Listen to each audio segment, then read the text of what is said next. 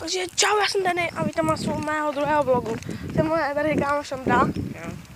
A jak jsem vám slíbil, tak dáme ten prank na toho Karla. Který se nepovede, připomínám. Možná jo, řekli jsme si, že řekneme, že moje ségra má rakovinu a má otřes mozku, že spadla z baráku. Jestli na to skočí, jo. Takže teďka půjdem, máme Albert vzadu. Do piči. No.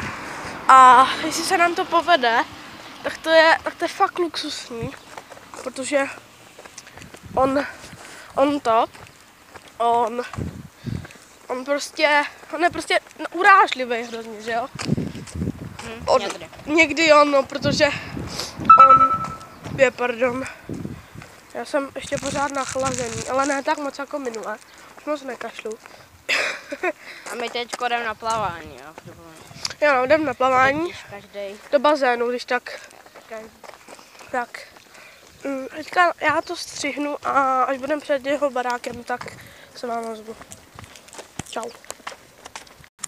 Takže už jsme blízko a já budu mít mobil takhle u těla tady a když se tomu uvěří, budeme mu říkat teda, že Adě má rakovinu a že má zlomený obě nohy. Takže jsme tady, dobrý, vidíte tam vzadu ten barák. Ne, on nečeká u Nevidí? On čeká u té prodejny. Tak až ho tam uvidíme, tak spustím zase vlog. Takže